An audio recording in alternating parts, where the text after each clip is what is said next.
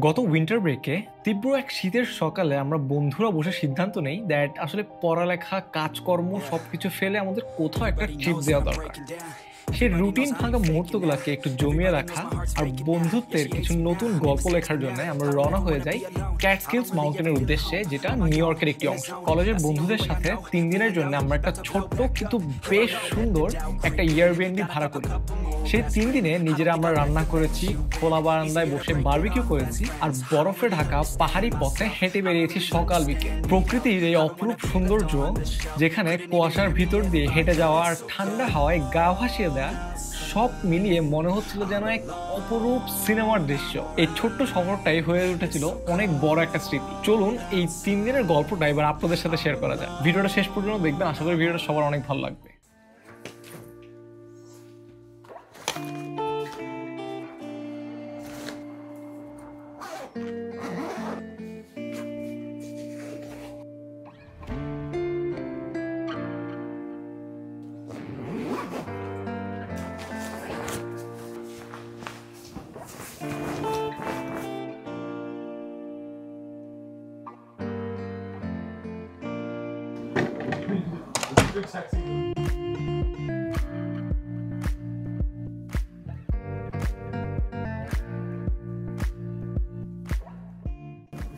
আমরা এখন বেসিক্যালি আমাদের যে আগামী 4 দিনের জন্য যে বাজার দরকার সবগুলো বাজার আমরা করতেছি এখান থেকে। অ্যান্ড যেহেতু আমরা ওখানে একটা পাহাড়ি জায়গায় যাচ্ছি অ্যান্ড ওখানে তেমন একটা সব কিছু থাকবে না, তো আমরা এখান থেকে সব কিছু করে নিয়ে যাচ্ছি।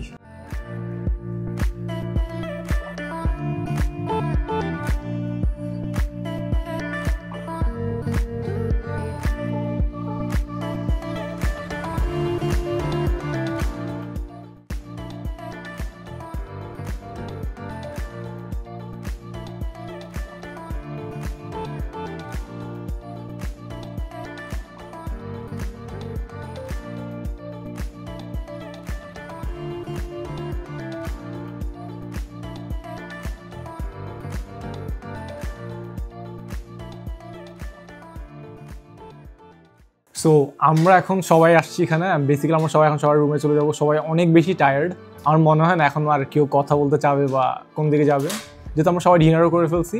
আমরা এখন জাস্ট যাবো, সবাই রুমে যাবো, ফ্রেশ হবো, রেস্ট নিবো, অ্যান্ড ব্লগটা আমি আবার কালকে সকাল থেকে কন্টিনিউ করবো। So good night.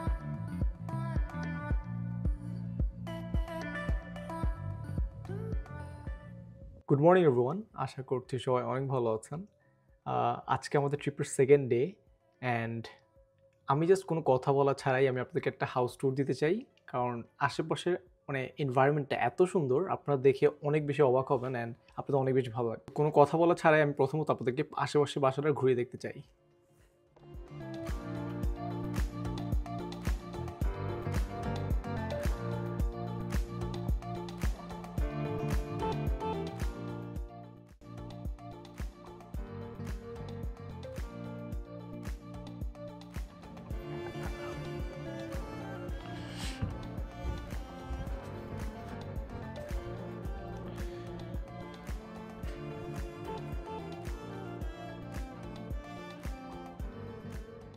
সো আমার পিছে আপনারা যে বাসাটা দেখছেন, ওটা আমরা এয়ারবিএনবি থেকে 3 দিনের জন্য রেন্ট নিয়েছি।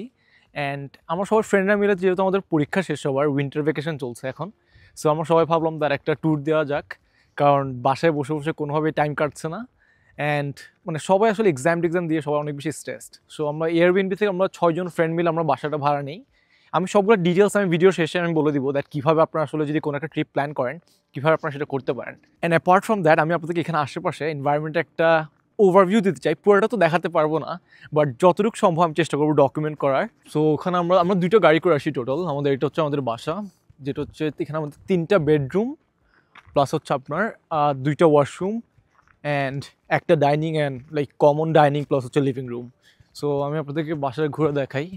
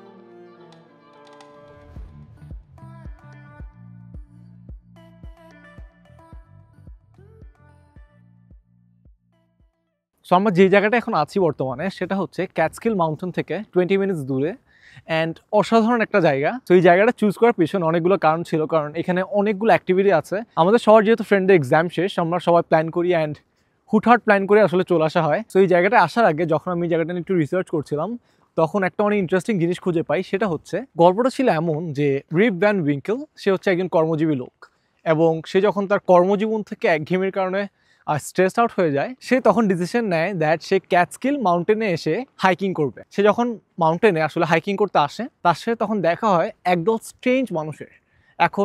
তখন তো আসলে তার কাছে কিছু নেই, সে আসলে অলরেডি মাউন্টেনের মধ্যে চলে এসছে। সো সে তখন আসলে বাধ্য হয়ে তাদের সাথে আসলে কিছুক্ষণ কথা বলে, অ্যান্ড কথা বলার একটা পর্যায়ে এসে তাদের খুব ভালো বন্ধুত্ব হয়ে যায়। অ্যান্ড তারপরে যেটা হয়, তারা আসলে তাকে এক ধরনের একটা ড্রিঙ্ক শেয়ার করে যে তুমি এটা খেতে পারো। সো সে যখন ড্রিঙ্কটা খায়, এবং ড্রিঙ্কটা খাওয়ার পর খুবই আশ্চর্যজনকভাবে সে 20 বছর পর ঘুম থেকে ওঠে। হয়তো শুনে খুবই অবাক হচ্ছেন, আমিও পড়ার পর খুবই অবাক হই। অ্যান্ড তারপর আসলে যেটা হয়, আচ্ছা এটা বলার আগে আরেকটা জিনিস বলে রাখি, ক্যাটস্কিল মাউন্টেনের জিওলজিও কিন্তু অনেক বেশি ফ্যাসিনেটিং। এবং আমি যদি আপনাদেরকে একটু করে শেয়ার করি, সেটা হচ্ছে এইসব কিন্তু আগে কখনোই মাউন্টেন্স ছিল না, এগুলো পুরোপুরি ফ্ল্যাট এরিয়া ছিল। হাজার হাজার বছর ধরে ইরোশন অ্যান্ড সেডিমেন্টেশন হওয়ার কারণে, মানে যেটা আমরা বলি নদী ভাঙন এবং গড়ন যেটা হয়, সো এগুলো হওয়ার পর আসলে আস্তে আস্তে হতে হতে এখানে মাউন্টেন্স ফর্ম হয়, ঠিক আছে। তারপর তো আস্তে আস্তে মানুষের বসতি হয়, এবং এখন আসলে এই পুরোপুরি এই এরিয়াটা যেখানে আমরা আছি, এটা হচ্ছে ক্যাটস্কিল মাউন্টেন প্রিজার্ভ। সরকার এই জায়গাটাকে প্রিজার্ভ করেছে। যাই হোক, এগুলো আসলে হচ্ছে ডাইসেক্টেড প্লেটু।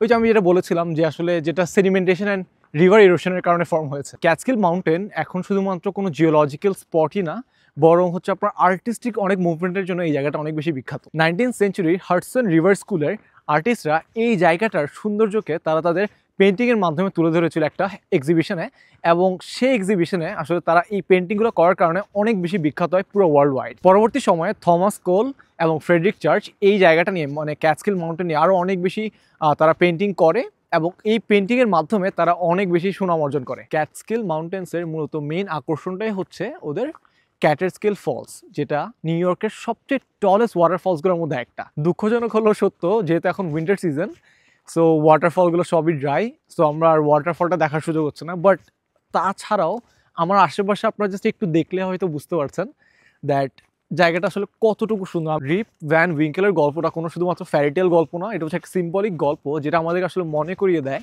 দ্যাট টাইম আসলে কখনো থেমে থাকে না, এবং পরিবর্তন হচ্ছে মূলত আমাদের লাইফের একটা অংশ। সো আপনি যাই করেন না কেন, যেটাই করেন না কেন, there will be a change. এবং সত্যি কথা বলতে ক্যাটস্কিল মাউন্টেন্সের এই নেচারটা বা এই ন্যাচারাল বিউটিটা এটাকে পারফেক্টলি রিপ্রেজেন্ট করে। আমাদেরও লাইফে এমন অনেক সময় আসে দ্যাট আমরা অনেক বেশি স্ট্রেসড আউট হয়ে যাই, বা কাজে কর্মে বলেন বা আপনার প্রফেশনাল লাইফ, একাডেমিক লাইফ যাই বলেন, আমরা দেখা যায় কি অনেক সময় অনেক কাজ করার পর আর তেমন একটা ভালো লাগে না। সো যেটার কারণে মূলত আমরা এখানে এখন এসেছি আমার ফ্রেন্ডরা একটু ব্রেক নেওয়ার জন্যে, কারণ আমাদের আবার কিছুদিন পর থেকে আমাদের আবার ক্লাস স্টার্ট হয়ে যাবে, আবার এক্সাম স্টার্ট হয়ে যাবে, আবার অ্যাসাইনমেন্টস, মানে কত কিছু। সো আমাদেরও মাঝে মধ্যে উচিত দ্যাট আমাদের নেচারের মতো একটু স্লো যাওয়া, নেচারের কাছে আত্মসমর্পণ করা, এবং একটু সব কিছু থেকে একটু বিরতি নিয়ে আবার back to work. So yeah, that is life, and life is all about how you work on it. So that is it. দেখতে থাকেন ভিডিওটা। এই ভিডিওটা হয়তো একটু লং ভিডিও হবে, কারণ আমি চেষ্টা করেছি এই পুরো জিনিসটা একটা ভিডিওতেই ডকুমেন্ট করার। সো সবাই ভালো থাকবেন, দেখা হচ্ছে বিকালে।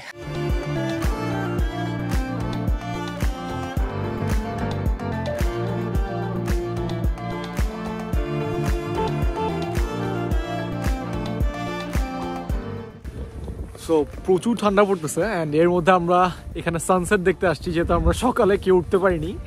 সো বাট তাই আমরা চেষ্টা করলাম যে আজকে আমরা সানসেট দেখতে যাই, অ্যান্ড এখানে আসার পর দেখতেছি there is no sun, so nothing is sad actually.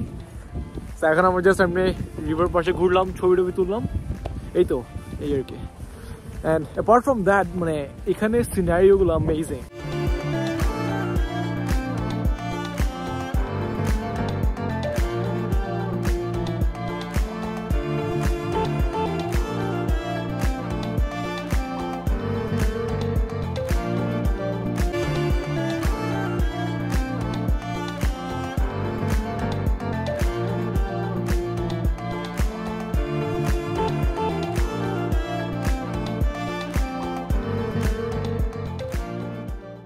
এই 3টি দিন কেমন যেন এক মুহূর্তেই কেটে গেল। হাসি, মজা, রাত্রে আগুনের পাশে বসে মার্শমেলো খেতে খেতে আড্ডা দেয়া, সকালে কুয়াশার ভিতর দিয়ে হাঁটা, সব মিলিয়ে যেন এক অন্যরকম শান্তি লাগছিল ভেতর থেকে। আমি মনে করি ট্রাভেলিং মানে শুধুমাত্র কোনো নতুন জায়গা দেখতে যাওয়া না, এটা একটা ব্রেক, একটা ফ্রেশ স্টার্ট, নিজেকে আর আপনার আশেপাশের মানুষগুলোকে নতুনভাবে কাছে পাওয়া। জীবনের সব টেনশন থেকে একটু দূরে গিয়ে এমন ছোট ছোট মুহূর্তই আপনার কাছে অনেক বেশি গুরুত্বপূর্ণ। এই ট্রিপটি হয়তো শেষ, কিন্তু স্মৃতিগুলো থেকে যাবে সবসময়। আর ঠিক এই জন্যেই মাঝে মাঝে ব্যাগ গুছিয়ে বেরিয়ে পড়া এবং কোনো একটা জায়গা, নতুন জায়গা ঘুরে দেখা খুব বেশি দরকার। That was it for today. দেখা হবে অন্য কোনো ভিডিওতে। এবং আমি এরকম একটা সিমিলার ভিডিও বানিয়েছিলাম যখন আমি বাংলাদেশ থেকে ইউএসএতে মুভ করি।